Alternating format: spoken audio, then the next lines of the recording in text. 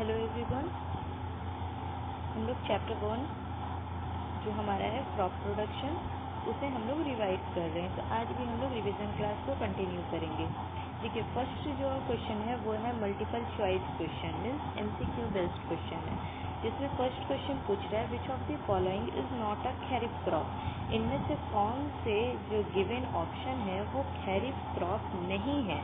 ठीक है, तो इनमें से कौन से खरीफ क्रॉप्स नहीं है, तो पहले हम लोग ऑप्शन देख लेते हैं। ए नंबर है पैडी, बी है ग्राउंडनट, सी कॉटन और डी है हमारा वीट।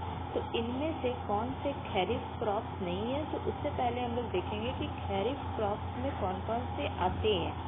तो खरीफ क्रॉप्स में पहला देखिए पैडी, तो पैडी हमारा क्या है, खरीफ क्रॉप्स है।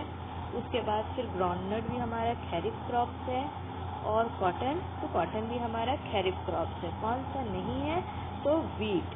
वीट जो है वो खरीफ क्रॉप्स नहीं है, क्योंकि वीट क्या है, वीट रबी क्रॉप्स है। तो फर्स्ट क्वेश्चन जो है वो क्लियर हो गया। अब हम लोग आगे बढ़ते हैं। सेकेंड क्वेश्चन है large scale rearing of fish is called. ठीक है, जो फिश का प्रोडक्शन हम लोग जब लार्ज स्केल में कहते हैं तो वो प्रोसेस क्या कहलाता है। तो यहाँ पे देखिए फोर ऑप्शन यहाँ पे गिवन है। फर्स्ट ऑप्शन जो है वो है एपीकल्चर, सेकंड है पिसिकल्चर, थर्ड है एनिमल हस्बेंड्री, डी है एग्रीकल्चर।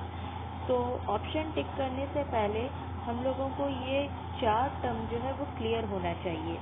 तो एपीकल्चर हम लोग किसे कहते हैं, एपीकल्चर हम लोग जो हनी का जब हम लोग प्रोडक्शन करते हैं तो हम लोग उसे कहते हैं एपीकल्चर। एनिमल हस्बेंड्री क्या होता है, तो एनिमल हस्बेंड्री हम लोग वैसे प्रोसेस को कहते हैं जिसमें हम लोग डोमेस्टिकेटेड एनिमल्स को फार्म में रखते हैं, उसे हम लोग प्रॉपर फूड, शेल्टर, ठीक है, ये केयर, ये सारी चीज़ें हम लोग प्रोवाइड करते हैं और उनके हम लोग प्रोडक्ट्स को हम लोग यूज़ करते हैं। तो इसमें एनिमल हस्बेंड्री जो है वो फिश को हम लोग फार्म में तो नहीं रखते हैं, तो एनिमल हस्बेंड्री भी ऑप्शन नहीं होगा। उसके बाद जो नेक्स्ट ऑप्शन है वो है एग्रीकल्चर। ठीक है, तो एग्रीकल्चर में आप सब जानते हैं कि एग्रीकल्चर में हम लोग क्रॉप का प्रोडक्शन करते हैं, जबकि फिश क्या है, फिश जो है वो एनिमल है। ठीक है, एनिमल प्रोडक्ट है, तो ये एग्रीकल्चर ऑप्शन भी नहीं होंगे। तो लास्ट हमारा जो ऑप्शन बचता है वो है पिसिकल्चर। तो पिसिकल्चर क्या है, तो पिसिकल्चर हम लोग कहते हैं जब हम लोग फिश का प्रोडक्शन लार्ज स्केल में करवाते हैं, ठीक है, तो ये प्रोसेस कहलाता है आपका पिसिकल्चर। तो ये भी क्वेश्चन क्लियर हो गया।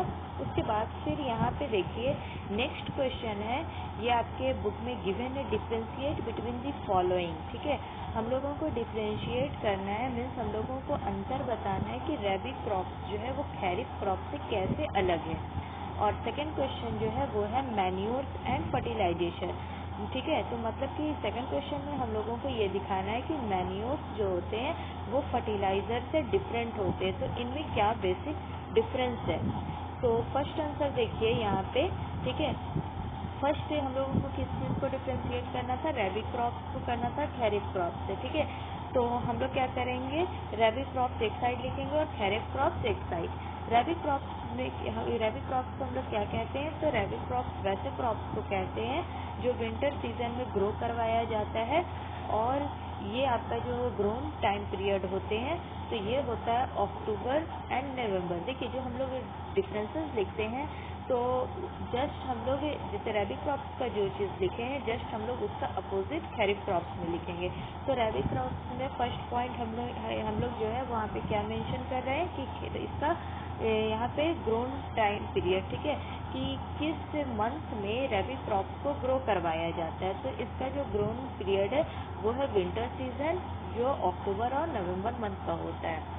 और खरीफ क्रॉप्स को कब लगाया जाता है, तो खरीफ क्रॉप्स को हम लोग रेनी सीजन के बिगनिंग में लगाते हैं, जो मंथ क्या किस मंथ क्या होता है, जून और जुलाई मंथ होते हैं। ठीक है, उसके बाद जब हम लोग एक रबी क्रॉप्स को हम लोग ग्रो करवा लिए तो ग्रो होने के बाद उसको फिर हम लोग हार्वेस्ट करते हैं। तो फिर रबी क्रॉप्स का हार्वेस्ट टाइम पीरियड क्या होते हैं, तो रबी क्रॉप्स को हम लोग हार्वेस्ट जो है मार्च या अप्रैल में करते हैं, और खरीफ क्रॉप्स को कब काटा जाता है, ये सितंबर और अक्टूबर में इसका हार्वेस्ट किया जाता है। ठीक है, उसके बाद फिर हम लोग क्या करेंगे, जो थर्ड पॉइंट है तो थर्ड पॉइंट में कुछ एग्जाम्पल मेंशन कर देंगे, जैसे कि रबी क्रॉप्स के एग्जाम्पल क्या हो जाएंगे, वीट, ग्राम, पी, और खरीफ क्रॉप्स के एग्जाम्पल क्या हो जाएंगे, राइस, ठीक है, मेज, ग्राउंडनट। तो ये जो है बेसिक डिफरेंस है रबी क्रॉप्स और खरीफ क्रॉप्स का।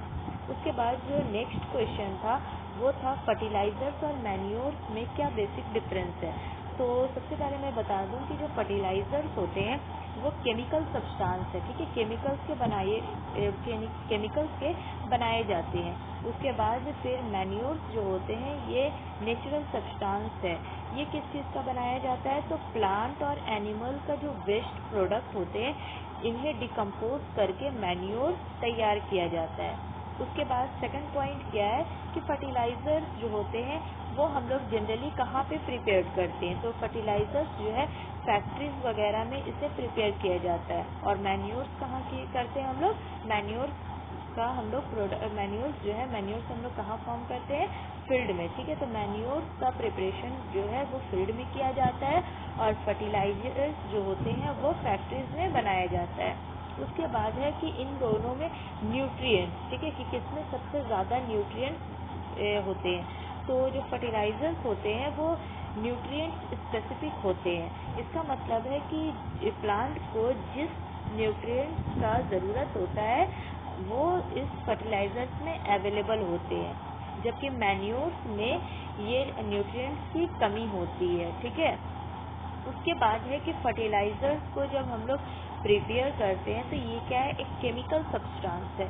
तो ये जो है अगर किसी भी वाटर बॉडीज में जाकर मिक्स होंगे तो उस वाटर को पॉल्यूट करते हैं। तो ये जो है वो वाटर को पॉल्यूट कर रहे हैं, जबकि मैन्योर्स जब हम लोग बनाते हैं तो मैन्योर्स जो है वो किसी भी तरह का पॉल्यूशन कॉज नहीं करती है, ठीक है, क्योंकि ये ऑर्गेनिक मैटर के डिकम्पोजिशन के वजह से बनाया जा रहा है। तो ये कोई भी पॉल्यूशन कॉज नहीं करते, जबकि फर्टिलाइजर्स जो होते हैं वो वाटर पॉल्यूशन कॉज करते हैं। तो ये रहा आपका बेसिक डिफरेंस जो हो गए हैं ये फर्टिलाइजर्स और मैन्योर्स के बीच में, कि फर्टिलाइजर्स जो है वो किस तरह से मैन्योर से डिफरेंट होते हैं।